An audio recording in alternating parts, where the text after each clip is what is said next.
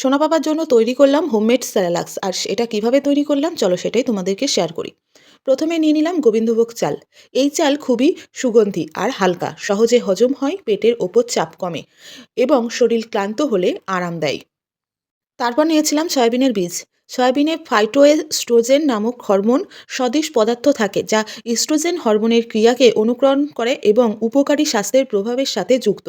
Soybean ভিত্তিক খাবার খেলে কার্ডিওভাস্কুলার ডিজিজের, স্ট্রোক, করোনারি হার্ট ডিজিজ, কিছু ক্যান্সার এবং হাড়ের স্বাস্থ্যের উন্নতি সহ বিভিন্ন স্বাস্থ্য সমস্যার ঝুঁকি কমাতে পারে। তারপর অ্যাড করেছিলাম আমন্ড বাদাম, যা বাচ্চাদের মস্তিষ্কের সহায়তাকারী, সাথে হজম শক্তি বাড়ায় এবং হাড় ও দাঁতের শক্তিশালী করে তোলে।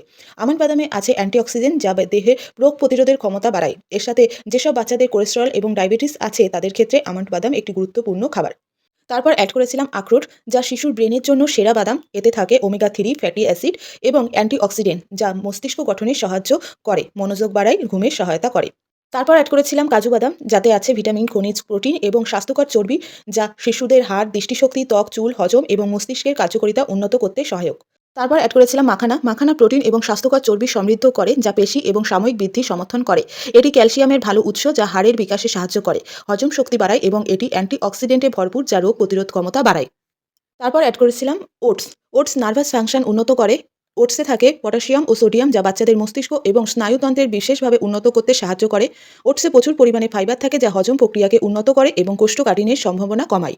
তারপর অ্যাড করেছিলাম কিশমিশ। কিশমিশে প্রচুর পরিমাণে আয়রন আছে, যা হিমোগ্লোবিনের পরিমাণ বাড়ায়, রক্তশূন্যতা দূর করতে সাহায্য করে, ওজন বাড়াতে সাহায্য করে, কোষ্ঠকাঠিন্য দূর করে এবং খাবারের রুচি বাড়ায়। মাখানা এবং ওটস বাদে সমস্ত উপকরণগুলো কিন্তু আমি ভালো করে ধুয়ে নিয়েছিলাম এবং রোদে ভালো করে শুকিয়ে নিয়েছিলাম। তো সমস্ত কিছু আমি ভাজা করে শুধু কিশমিশটা বাদে আর তারপরে মিক্সিতে পেস্ট করে নিলাম। তারপর এর সাথে মিশিয়েছিলাম ছাতু, যেটা নিয়েছিলাম আমি গণেশ ছাতু। আর ছাতুতে আছে প্রচুর ফাইবার, যা শিশুর হজম শক্তি বৃদ্ধি করে, কোষ্ঠকাঠিন্য কমায়। এই ছাতু কার্বোহাইড্রেটের ভালো উৎস হওয়ায় শিশুর শরীরে দ্রুত এনার্জি সরবরাহ করে। এটি বাচ্চাদের শারীরিক ও মানসিক কার্যকলাপের উদ্যমী রাখে। তারপর এটাকে আমি আবার রোদ দিলাম, কারণ এর মধ্যে কোনো জলভাব থাকলে সেটা কিন্তু শুকিয়ে যাবে। তারপর একটা ভালো কন্টেনার থেকে তার মধ্যে ভরে রাখলাম। এবার কিন্তু এটা খাওয়ার জন্য এক্কেবারে রেডি। এটাকে খাওয়ার জন্য আমি জলটাকে ফুটিয়ে নিয়েছি এবং তার সঙ্গে একটা খেজুর অ্যাড করেছিলাম। খেজুরে আছে প্রচুর পরিমাণে আয়রন, জিঙ্ক এবং অন্যান্য খনিজ উপাদান, যা বাচ্চার খাবারের রুচি বাড়াতে সাহায্য করে, রক্তশূন্যতা ও বুদ্ধি বিকাশে গুরুত্বপূর্ণ ভূমিকা পালন করে।